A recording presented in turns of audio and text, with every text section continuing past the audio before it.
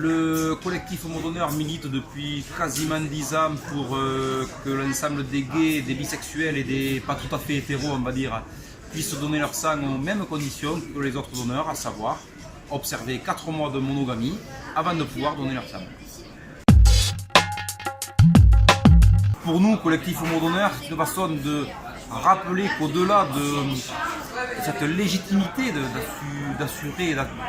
d'assumer qui nous sommes, c'est aussi de manifester notre générosité, puisque le don du sang n'est absolument pas un droit, mais ni même un devoir, je vais dire. En revanche, c'est un acte de générosité, on le fait pour autrui. Et il est important aussi que l'on manifeste, en plus de notre fierté, notre générosité. Disons que le collectif Homo d'honneur n'est pas une association LGBT. Certes, le public ciblé est à la fois, c'est l'intersection de deux populations, les donneurs de sang et les homosexuels et bisexuels masculins. Et il n'est pas tout à fait hétéro, on va dire ça comme ça, ceux qui en tant qu'hétéro ont des relations sexuelles avec d'autres mecs.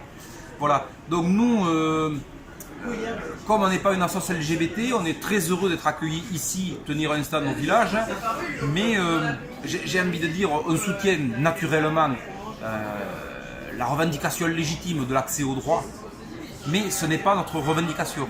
Une fois de plus, le don du sang n'est pas un droit.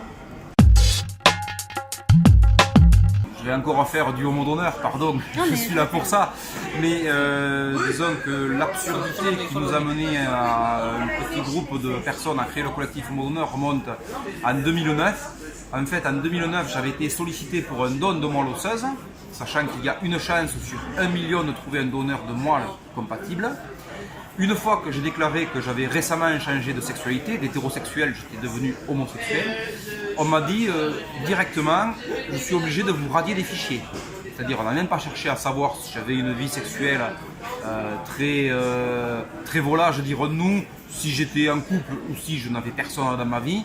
D'entrée, on a fait l'amalgame, je suis homosexuel, donc je suis déluré, donc je suis à risque. On m'a exclu du don de moelle osseuse et du coup, on ne m'a pas prélevé. Qu'est-il advenu de la personne qui attendait ma moelle osseuse? Je n'ai jamais eu de réponse à la question. Et Dieu merci, on va dire, il faut voir les choses de façon positive. Ceci était en 2009. Depuis le 15 janvier 2018, nous sommes enfin réintégrés au don de moelle osseuse aux mêmes conditions que les autres donneurs. Et ça a été aussi un combat mené par le collectif Homo d'honneur lors de nos négociations au sein du ministère de la Santé, notamment depuis 2015-2016 de mémoire. Le message, évidemment, je pense qu'il sera partagé par toutes les associations, enfin que toutes les associations ont dû répondre, c'est rejoignez-nous. Nous avons vraiment besoin de bénévoles, de membres. Notre devise, chaque bras compte, est évidemment une vérité transfusionnelle.